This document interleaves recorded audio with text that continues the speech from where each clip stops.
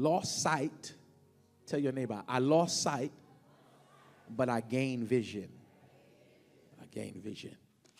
Be seated all over. If you, back in November, some of you probably won't remember, I began my introduction with this little boy who was intently watching a preacher build a gazebo in his backyard. And after the preacher watched this little boy for a while, he asked him, the little boy, if he was watching to learn how to build something. And the little boy replied, no, I just want to see how a preacher acts when he hit his thumb with a hammer. I just want to see how a preacher responds after he's been bruised. And it was a matter of us letting us know that I just want to see how a preacher acts, how he behaves after something wrong has been done to him. I want to see if what you believe really comes out in how you behave after you've been hit. I want to see if what you believe, if you really believe what you believe after you've been hit, your behavior should be different. Because many of us, if we're put in circumstances when we are hit, bruised, unfairly treated, how we behave shows who we are. Are y'all with me, somebody? And it is him saying, listen, when you talk about change, change should not be something you have to announce. I don't need to announce that I'm different. You should be able to observe that I'm different. My behavior tells you what I believe. So, y'all still not with me? My behavior tells me, because for some people, before I watch your words, I want to see how you behave. I don't want to listen to what you have to say. I want to see what you're going to do. Because your behavior really tells me what you believe. What's inside of you after things go wrong. That's what I want to see how a Christian acts when they are put in some difficult circumstances. I want to see what you say after somebody unfairly treat you.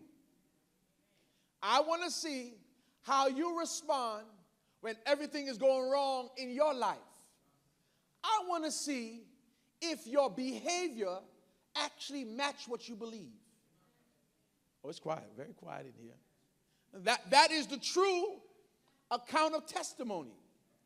That we should remove the thought of hearing what somebody says. Words are only good if there's action that backs it up. Words are only good if what's inside of you, you actually start behaving like what you believe. And this is where we are. We're in a time, brothers and sisters, where the world, where the society is actually looking for people to actually behave in the way in which we believe. Will the real Christians please stand up? Your behavior. You can truly see what someone believes, how they behave. I don't need for you to tell me. I need for you to show me. Elbow your neighbor and say, show me. If you are really sorry, I should see it. Why it's quiet? It's like a library. If you really mean that you are sorry about what you did, it's not in what you say. It's in what you do. Nothing really exemplifies a sorry than a changed heart and behavior. You sorry? Don't say it. Let me see it. Let me see it. Tell your neighbor, say, let me see it. Lord, it look like, right? And so here we are now. Our text today, that we are on the Damascus Road. We started this last week. So this is a train in motion for those of you that's joining us.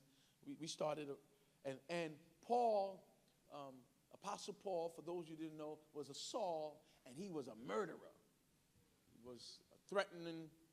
His conversion took center stage last week. And we're sitting with Paul. He's now sitting in darkness because he had an encounter with Jesus Christ, and the light of Jesus Christ has now shined in his life, and now that light has caused Paul, to be blind for 3 days. Paul, what God did was he disabled his sight. He disabled his sight so that now the things that he thought was true, the appearance of truth, his encounter with God allowed him to see that what you were believing, what you were seeing was not necessarily the truth. He disabled his sight so that he can gain vision. Are you with me? He disabled all what he thought he knew and showed him some new things in life. Everything I thought. He used to chase down people, fight people relentlessly, charge people, killed God people, all the people he thought was enemies of God. Now, through his vision, he recognizes that they were children of God. And for him now, everything in his life has been disrupted, all of his truth. And now he has to learn how to walk with God. And God has to teach him new ways of seeing truth. Do you know that God will challenge what you thought and show you new ways how to think? That the truths that you held on to, that you thought was concrete, this is the way life is, and then God reveals new ways to you, and everything you thought you knew, everything you swore you knew, now new information comes in your life, and your whole life is switched upside down, and you got to learn to walk in new sets of truth. His whole life. That's what our lives are held up on these little truths that we hold from since we was children. And every now and again, God will shine a light of truth, and everything you thought that you built your life around, you find out later on, it just wasn't the truth. And he learned that God will teach you how to think, new ways to think. And so when we got to this Damascus Road conversion, we thought it was just Paul's own. We thought it was only Paul being converted on this Damascus Road of conversion when the light shined. We thought it was just Paul, Sister Hillary. But we realized not only was he converted, but Ananias was too. The one that was in church, he thought he knew everything about God. Because sometimes it's the people in church that thought they know God. God got to teach them new things about God. Are you with me, somebody? As Saul sits and waits and he fades from the spotlight, now God shines the light of Ananias, the disciple. Somebody say Ananias, the disciple. What is he? He's a disciple. And what it is, not much is known about him, but all you need to know about him is told about him. Ananias is a disciple. Say with me, Ananias is, what is he? He is a disciple.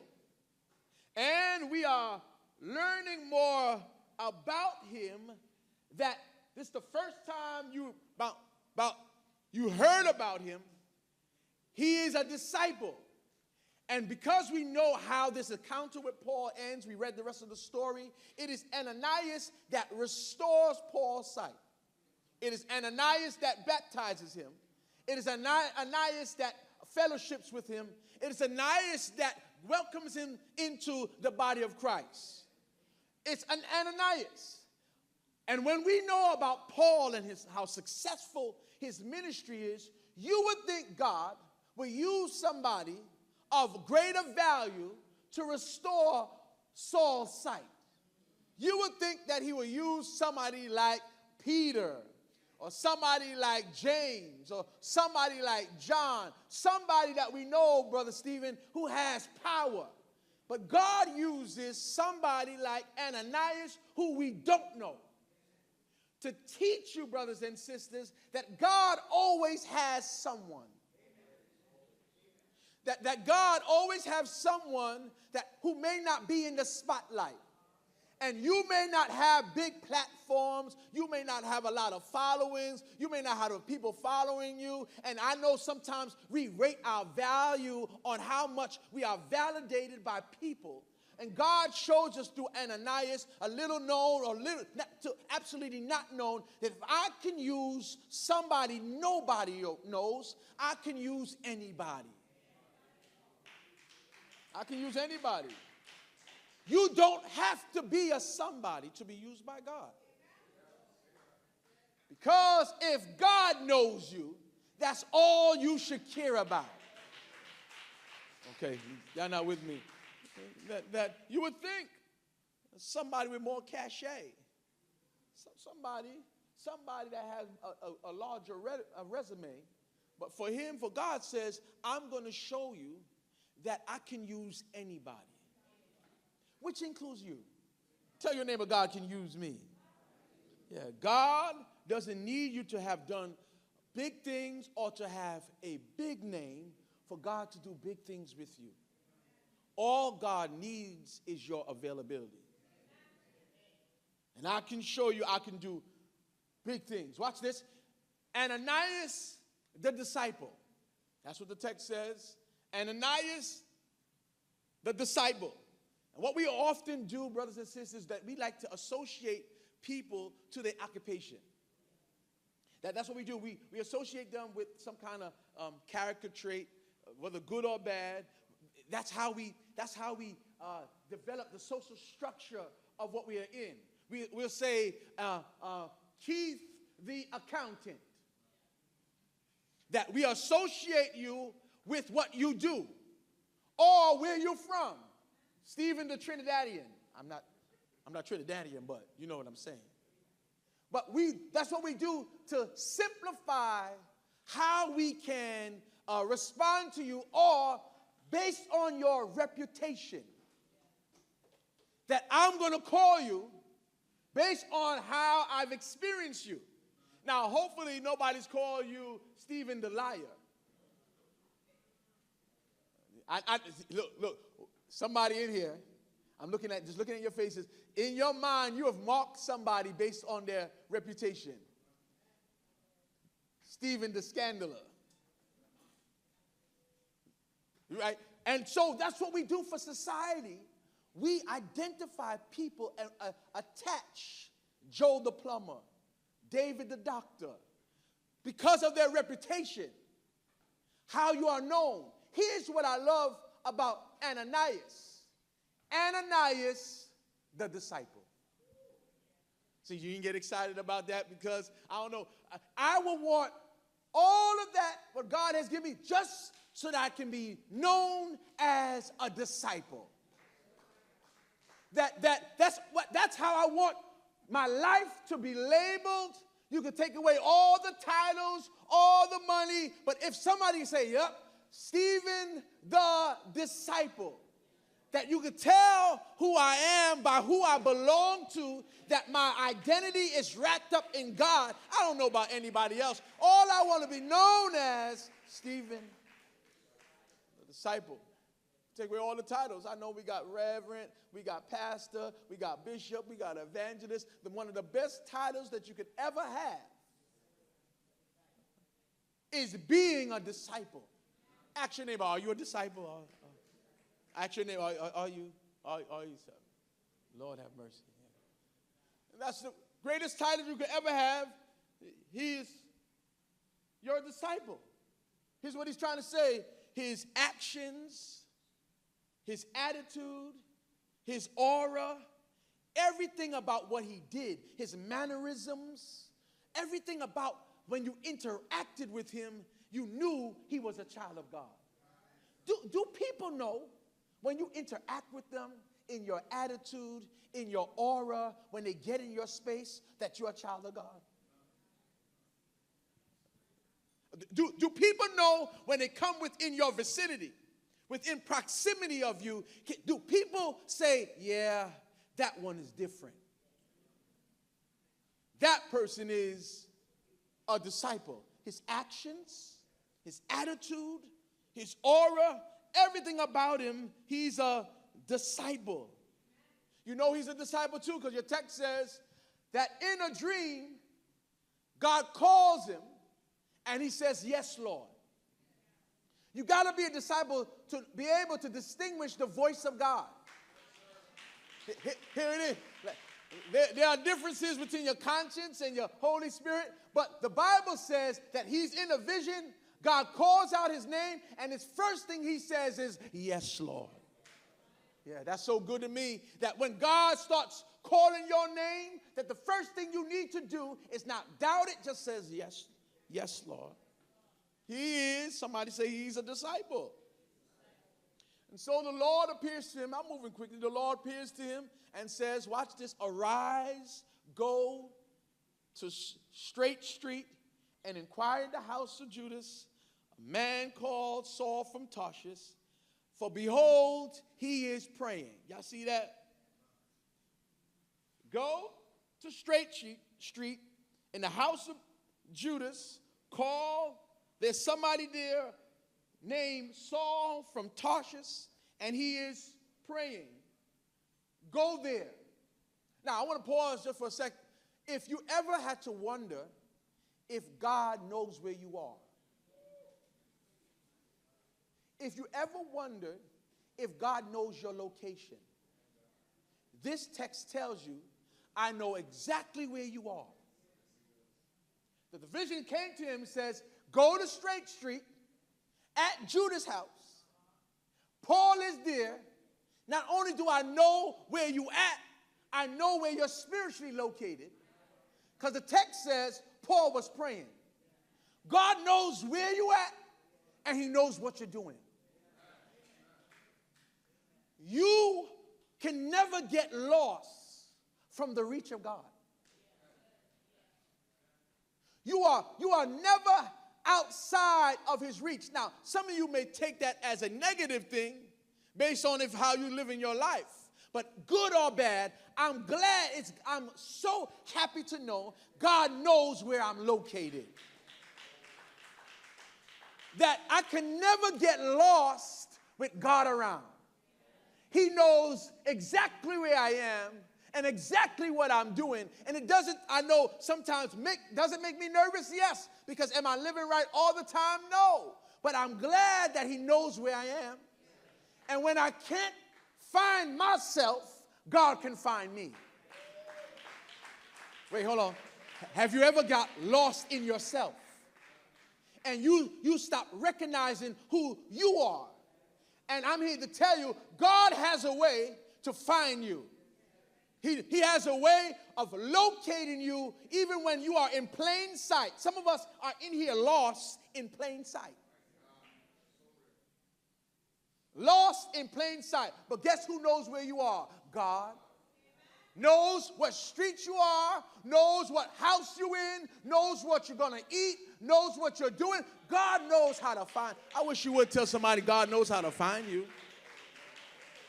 Yeah, he knows. He knows exactly. He says, go find him, because I told him that you were going to get there. And Saul's response, Ananias' response is, hold on. Saul of Tarshish, the same Saul that was locking people up, the same Saul that was destroying families, the same Saul that was hunting down believers, the same Saul that was abusing people, the same Saul that traveled 150 miles from Jerusalem to Damascus to round up all these believers, the same Saul that has been mistreating us. You want me, God, to go to his house and restore him? Have you ever had God ask you to go to somebody you can't stand. Lord, well, it's quiet. Lord. Have God ever told you to go to somebody you can't stand and encourage them? And if the longer you serve God, prepare yourself for that God will often use you to go to somebody you can't stand to tell them that God loves you. He says, Lord, he hates God's people. God, you want me to go to him? And Ananias reports to God and says, you can't be serious. Have you heard the reports about him? That's what your text says. Have you heard the reports? And he wants to harm your people from Jerusalem, and he wants to lock your people up. Ananias was trying to get God emotionally. He was trying to get God a little mad. He was like, listen, God, you want me to go to that guy who's been locking up your people? Who's been harming your children? You want me to go to him? And Ananias is trying to get God. He's reminding God as if he's not God. I'm telling God what God already knows. I said, go to him. And brothers and sisters, what I really want to say is that sometimes what we hear or what we heard gets in the way of what God just said. Here's what I'm trying to say. Some of you hear things about people. You hear things about people and what they did and what their kind of reputation they have. And God could tell you, now go and encourage them. But because of what you heard, okay, it's not real in here. Some of you are functioning your life based on not what you experienced for yourself, but what you heard about people. That you built your life, not that you experienced it firsthand. Now, you may know that it's true, but you've never experienced it yourself, but it's all because what you heard. Lord have mercy. And because of what you heard, everything God just said goes out the window. Are you with me, somebody? That all because of what you heard. And what God would do every now and again is challenge what you heard with your faith.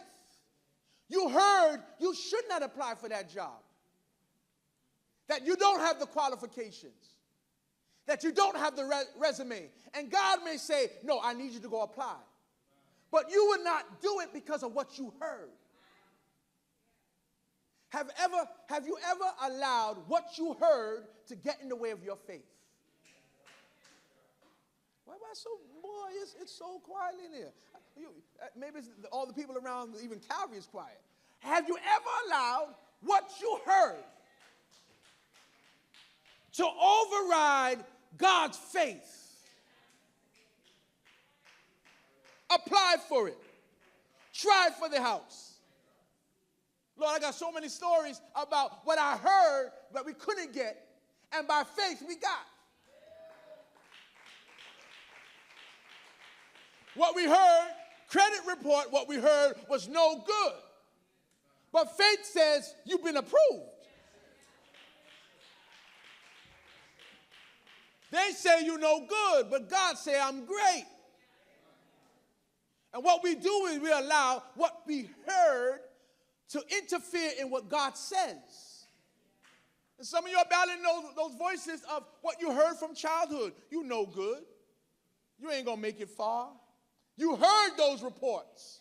Teacher says, oh, you would never go anywhere. But God says you are the head and not the tail.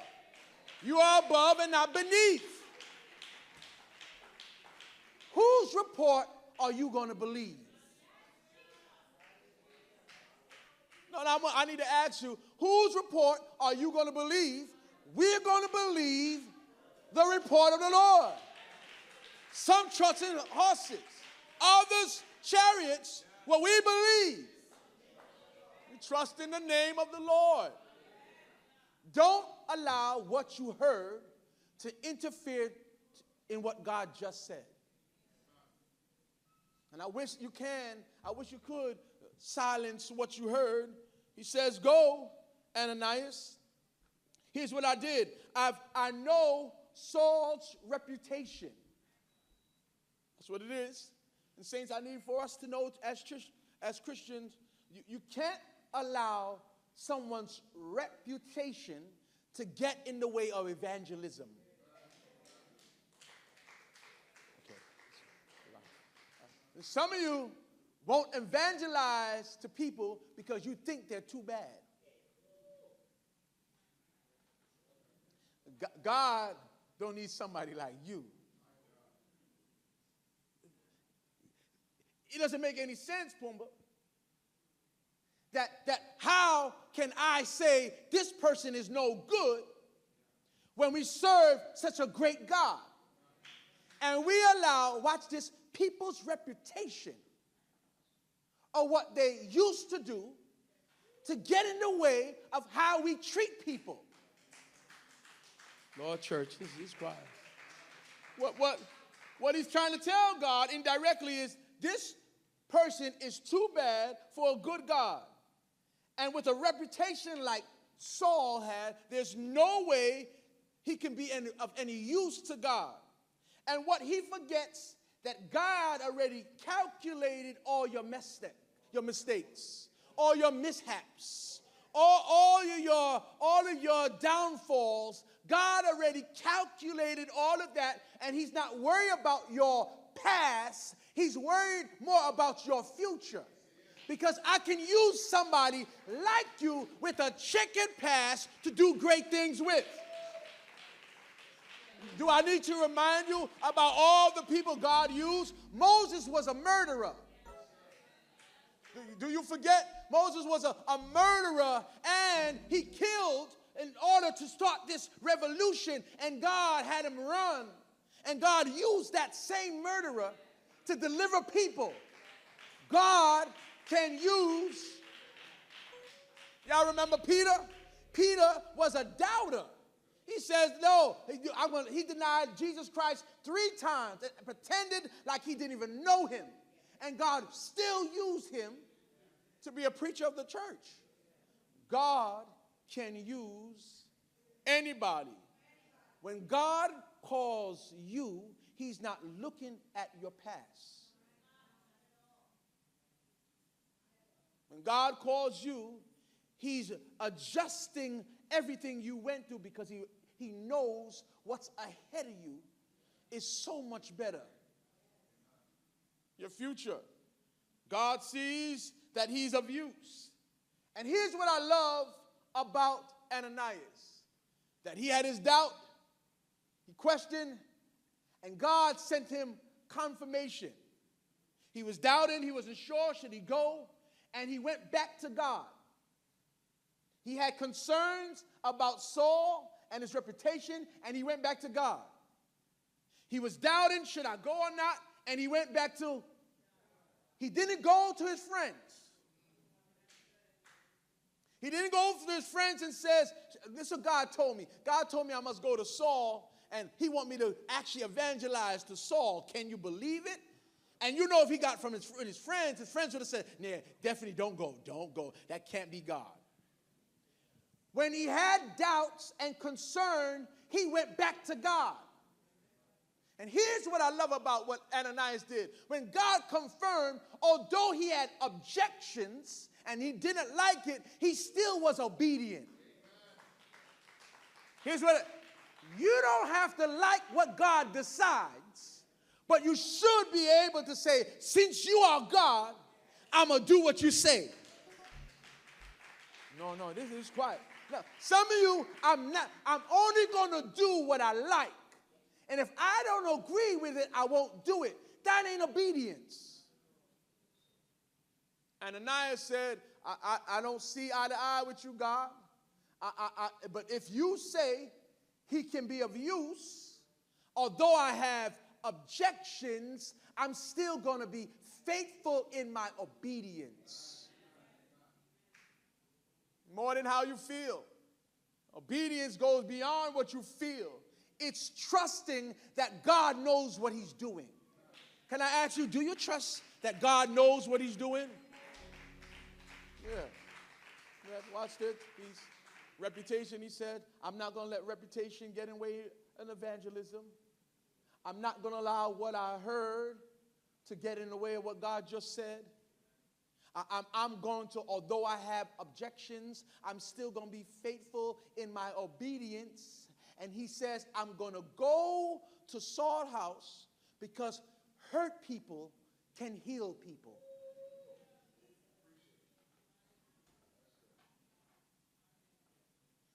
You've been hearing all your life, hurt people, you know, you said it, hurt people hurt people. But God showed through Ananias that although you are hurt, and this man was coming after you more than likely, and he's probably killed some of your friends, some of your family, I need you to go deliver him. That hurt people can heal people.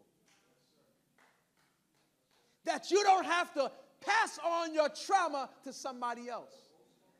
Oh, Lord, have mercy. I don't have to pass on all my worries and fretting to somebody else. Do you know that you can hand down your trauma to your children? Do you know that you can hand down your worries to your children? Do you know you can pass your stress to your children? Do you know you can make your child hate what you hate? It's quiet in here.